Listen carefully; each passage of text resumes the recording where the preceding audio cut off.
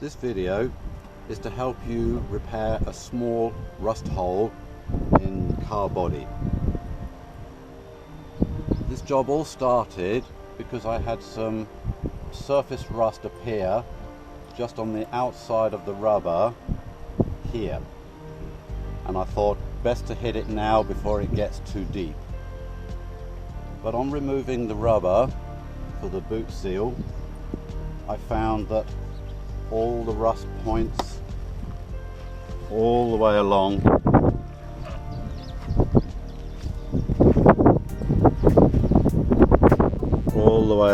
here, and there's a small hole there, needed attending to, otherwise it would just get too bad and not so easily to repair. The hole in question is that there. Now, it's not seen by the physical eye, but at the end of the day, all the rain, car washing, etc. is going to drive water into that hole, which then is going to leak. It's going to leak into the boot and also cause damage to the speaker system, which I've got rear speakers in the back end. If you saw my video on how to repair the roof of the car, and that was a really big hole, this one's a little bit more difficult to get to, but the principle is more or less going to be the same, except we're going to fix this hole, but we don't need to worry about it being a smooth finish or painted. I cleaned it, I treated the rust with a rust treater, I gave it 2 coats of an anti-oxy aluminium paint, and now we're going to just fix the hole to stop water from entering the vehicle. You need to get a bit of tin, from a Coke tin, any aluminium. You need to cut it so that it will go inside the hole. The width has to be the same to allow it to go in, but the length needs to be longer than the hole itself, because I'm going to put some car filler on either end, pop it in, pull it up, let it set, and then do the filling of the total hole afterwards. We can't fill this hole because the fill is just going to drop straight through. We can't get inside to put something manually while we fill it, so we have to prepare this little slither to allow us for the filling to sit on there. So I'm going to prepare this, pop a screw in it, and I'll get back to you. Use a long screw, because if it drops inside, you're not going to be able to get it out so easily. So we've got a big screw, we've got the plate on the inside of the hole, and we are now going to mix up a bit of the filler, put the filler on the inside of the actual hole, and then just raise this up to the filler and hold it until it dries. This will take about 15 minutes. I'll get back to you once I've done this process. If you have not used the hardener for a long time, it's a good idea to massage the liquid inside the tube, because all the water would have gone to the top of the tube, and then when you squirt it, you get the watery stuff and not the actual thickness of the hardening compound. So massage it well, even give it a shake to get the 2 fluids mixed together well.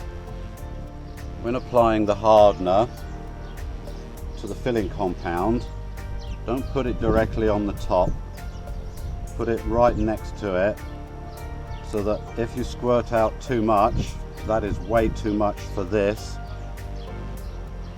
I can take just a small portion of this and add it into the actual filling compound. All I need is half of that.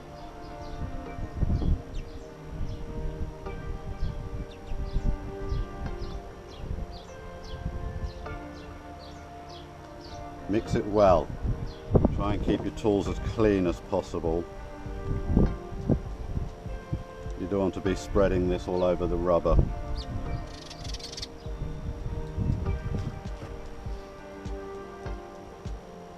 So, one small daub to go on the right side.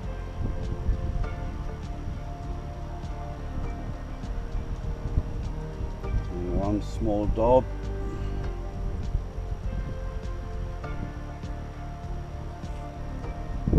already. Look, I've got it on the rubber.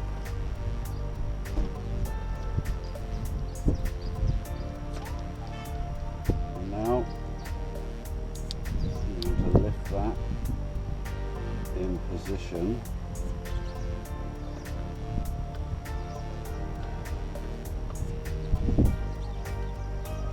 And just take off any rough points that are sticking out, because I don't want to have to sand it. I don't want to break into the paint barrier. So with the tool, I'm just taking off anything from the top to save me from sanding it. Now, unfortunately, if I try and move this at this point, it's just going to drop away. I'm going to need to hold this for 10 minutes. I'll know when it's set enough because the piece that I mixed up on the board will be telling me that I can touch it and it's okay to carry on. So I'm going to go the 10 minutes, and then once it's set, I'm going to take the screw out. Now let's have a closer look at this point, see what's happening. I learnt from my mistake and I've put some masking tape now on the rubber just so that I don't cause another issue with filler on it. You can see that the filler now is holding the small piece of aluminium. The little hole in the middle is not going to be a problem. The filler will just sit over that. It won't run down into it. So we're going to mix up enough filler now to fill that out. It should be able to be done in one application. As I say, it's not seen by the naked eye, so the idea is that we're just stopping any future water from entering the bodywork.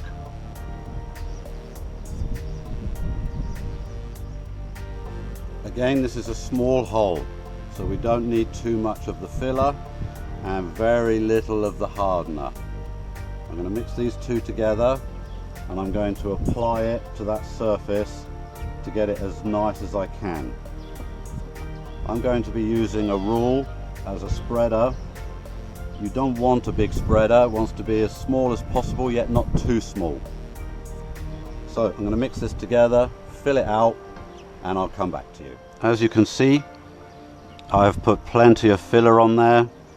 The hole is well covered, and like I said before, I'm not going to do any sanding. I don't want to break into any of the paintwork. Now the next part is not absolutely necessary, but it's just something I feel that I'm going to do. I'm going to wipe all the interior of the rubber, not the rubber itself, but the metalwork, with a coat of oil.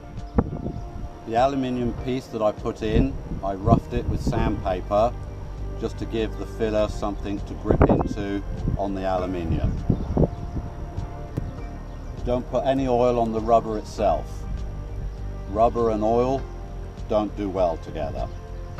So the oil is simply going to be put on the metal piece.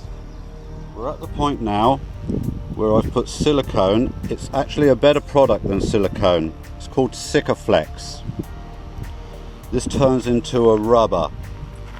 If you look at the edge of the rubber, you'll see this lip.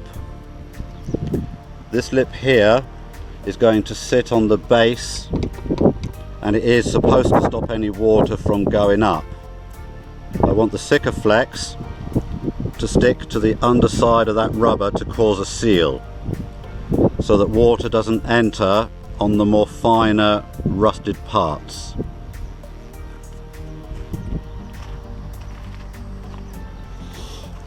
I filled that hole, and again Sikaflexed along the rust part And now I'm going to sit the rubber back in its place. Before you get to this actual point, you want to get a Phillips screwdriver and run it along the inside of the rubber. Any of the rust particles that have remained in there will come out. So what originally started as a rust piece gathering here ended up with sorting out all the edging to the rear boot rubber.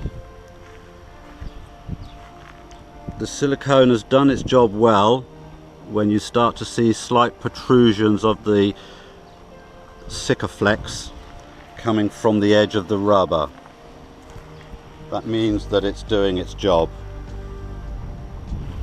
I'm going to put the panel back on the inside of the boot, and it's as good as job done.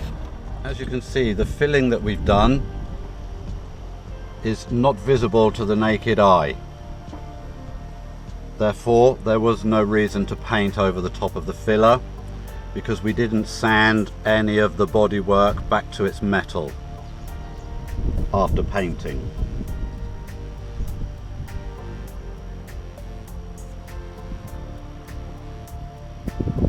That is not going to be visible, because once the boot is closed, as you can see to the naked eye, it's not visible. Therefore, we don't need to concern ourselves in matching in the paint. It was most important that we stop the rust.